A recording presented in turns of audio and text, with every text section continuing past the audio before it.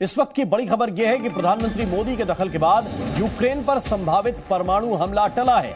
Russia और Ukraine की जो कन्फ्लिक्ट चल रहा है उसमें 3 बार अमेरिका को वार्निंग या अलर्ट किया गया कि रशिया न्यूक्लियर वार कर सकता है, न्यूक्लियर अटैक कर सकता है, लेकिन वो अटैक रोका गया इंडियन प्राइम मिनिस्टर के कहने पर। बाइडेन प्रशासन को चिंता थी कि यूक्रेन को झटका देने के लिए रूस परमाणु हथियारों का इस्तेमाल कर सकता है।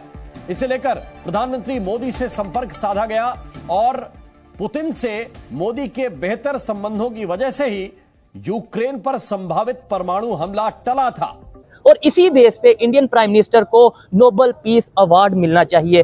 जंग लड़ने के लिए आपका जज्बा, आपकी विल, आपका दिल, ठीक है, राइट टाइम पे राइट डिसीजन की बात सुने। जब ये जंग की सूरत हाल पैदा होती है तो जज्बा और विल तो फिर हर कंट्री में बराबर की देखी जाती है ना। इंडिया कहता है कि बलूचिस्तान में जनाब हम ये कर रहे हैं, बलूचिस्तान के अवाम के साथ जुल्म हो रहा है, तुम्हें बड़ा दर्द है भाई बलूचिस्तान के साथ। मसला है यहाँ पे चुदराहट का, ये सेंट्रल एशिया में और ये सारे खिते में, तो उसमें कोई भी जो मुल्क है वो एक दूसरे को स्पेस देने के लिए तैयार नहीं। तो हम जब कहते हैं कि खालिस्तान के लोगों के साथ जुल्म हो रहा है तो फिर वो कहें कि आपको बड़ा जुल्म है भाई, इसके बड़ा दर्द है इनके साथ। जब हम यहाँ पे ये नारा लगाते हैं या स्टांस करते हैं अपना कि भाई वहाँ इंडिया के मुसलमान ऐसे हैं, तो वो भी ये कहेंगे कि भाई इसका मतलब है जो कुछ इंडिया में हो रहा है वो पाकिस्तान करवा रहा है। नरेंद्र मोदी की पॉलिसियों के बाद शहरी फाका कशी पर मजबूर हैं, करोड़ों नौकरियां खत्म हो गई हैं, मईशत दिन ब दिन गिर रही है, मगर मोदी की इंतहा पसंदाना सोच है कि बदलने का नाम नहीं ले रही है। भारतीय जनता पार्टी यानी भारतीय सरकार ने पड़ोसी मुल्कों के खिलाफ जंग की तैयारी के लिए अगले 10 दिनों में 10 मिसाइल्स तजर्बात करने का ऐलान किया है। भारत में दिफाई तहकीकाती इदारे के मुताबिक मोदी सरकार अगले चंद दिनों में 10 खतरनाक मिसाइलों के तजर्बात करके पाकिस्तान और चीन को साफ पैगाम देगी। वहाँ पे इतनी डेवलपमेंट हो चुकी है, वो पहाड़ी इलाका जहाँ पे आप कभी तस्वर नहीं कर सकते थे, इंडिया ने वहाँ बुलेट ट्रेन पहुँचा दी है। ठीक है, वो सहूलतें उनको दे दी हैं। हमें उनका मजाक जो उड़ाना था वो तो हमने बतौर दुश्मन उड़ाया, लेकिन अपने दुश्मन को कभी अंडर एस्टिमेट करना नहीं चाहिए। इसलिए इंडिया की कोई इतनी बड़ी कामयाबी नहीं कि उन्हें कल वो जंग नहीं कि आपने तलवारें निकालनी और आपने जंग करना शुरू कर देनी है।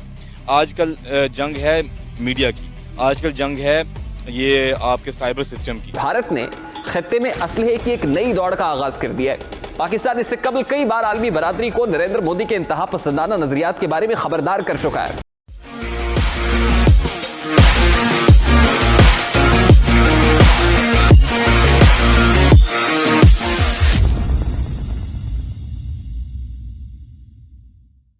की रिपोर्ट के मुताबिक रशिया और यूक्रेन की जो कन्फ्लिक्ट चल रहा है उसमें 3 बार अमेरिका को वार्निंग या अलर्ट किया गया कि रशिया न्यूक्लियर वार कर सकता है, न्यूक्लियर अटैक कर सकता है, लेकिन वो अटैक रोका गया इंडियन प्राइम मिनिस्टर के कहने पर। और इसी बेस पे इंडियन प्राइम मिनिस्टर को नोबेल पीस अवार्ड मिलना चाहिए। आज इनसे ये बात करेंगे और जो इनका लॉजिक होगा उसके ऊपर हम अपना कोई भी जो पॉइंट है वो जरूर रखेंगे। अस्सलाम वालेकुम सर, कैसे हैं? अल्हम्दुलिल्लाह ठीक है सर, आपके साथ लास्ट टाइम जो वीडियो की उसमें आपने बहुत से पॉइंट ऐसे रखे जो देखने वाले बहुत से इंडिया से हैं और उन्होंने डिसएग्री किया, उन्होंने बोला कि फैक्ट के ऊपर बात नहीं है। तो ये भी पूछूंगा कि आप क्या उसके हवाले से कहना चाहेंगे, लेकिन उससे पहले टॉपिक के ऊपर आते हैं कि रिपोर्ट आई है CNN की और ये कहा जा रहा है कि भाई रशिया यूक्रेन कन्फ्लिक्ट में रशिया ने 3 दफा ये सोच लिया था कि वो अटेम्प्ट करेंगे, न्यूक्लियर अटैक करेंगे, लेकिन वो इंडियन प्राइम मिनिस्टर के कहने पर रुक गए। नहीं, बात ये है कि आपने ये सवाल बड़ा अच्छा किया है।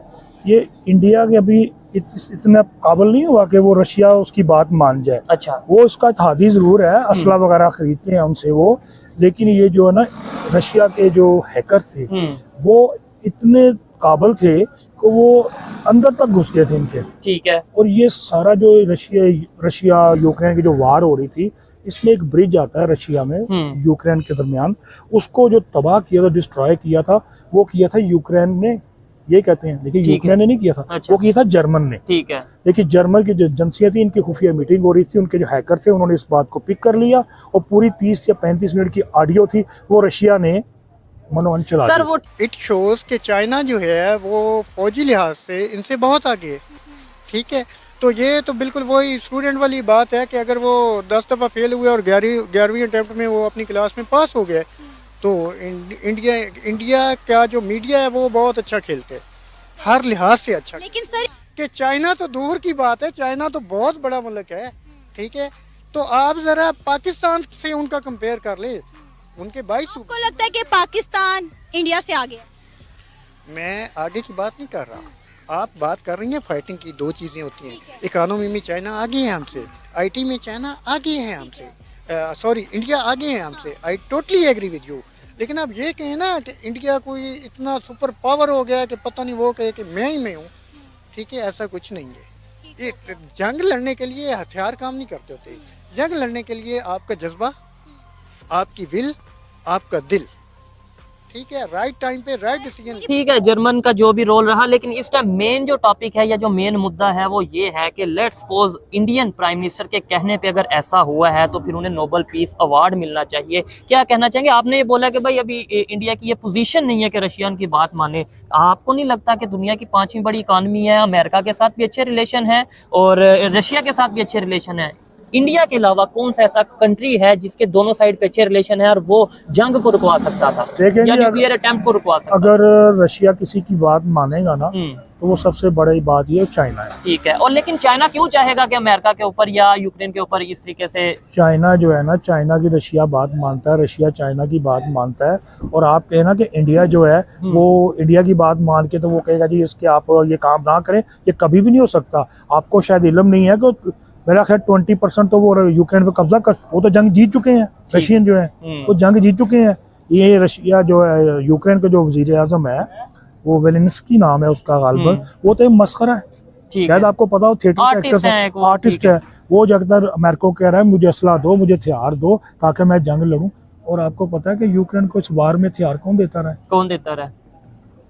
आप कहाँ बैठे हैं इस वक्त? पाकिस्तान में। हाँ जी, यही देता रहा है उसको। अच्छा। किसके कहने पे देता रहा है? अमेरिका के कहने के ऊपर। ठीक है। और ये रशिया ने कहा था कि हमें पता है कौन कौन से हमारे दोस्त मालक इस वक्त हमारी मुखालफत कर रहे हैं, रशिया उसको दे रहे हैं। नहीं, एक साइड और पे रशिया को जो ड्रोन दिए हैं वो टर्की ने दिए हैं, उसकी धज्जियां उड़ा दी है तो टर्की ने पकड़ के, उसने रशिया ने उसकी यूक्रेन की तो जंग हार चुके हैं वो। नहीं, यूक्रेन को अगर वेपन देते रहे हैं पाकिस्तान की तरफ से, जैसे आप बता रहे हैं और रिपोर्ट्स भी आई हैं, आपको नहीं लगता कि हम फिर से वही गलती करते हैं कि पराई जंग में हिस्सा लेते हैं वक्ती फायदे के लिए? जैसे अफगानिस्तान में भी हमने ऐसा किया और फिर बाद में हम ये कह देंगे कि जो वो देखें रशिया हमारे खिलाफ है, यूक्रेन हमारे खिलाफ है, दुनिया जो है वो मुसलमानों का, हम एक एटॉमिक पावर है इसलिए साजिश करती नजर आ रही है, खुद हम पहले इन्वॉल्वमेंट करते हैं। लेकिन ये बात ये है कि रशिया जो था ना, बड़ी मुश्किल से होता है चमन में दीदा वर पैदा। ठीक है। बड़ी मुश्किल से हमारे उसके साथ ताल्लुका ठीक बेहतर हो रहे थे। रशिया ने आपको 71 में तोड़ा था, आपने 90 में तोड़ दिया, साहब बराबर हो गया। अच्छा। अब उससे हमारी हमने रशिया को तोड़ा 90 में तोड़ा जब अफगानिस्तान में आया है। अच्छा।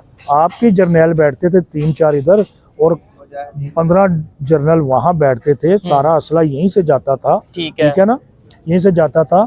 आज जो आपके माशा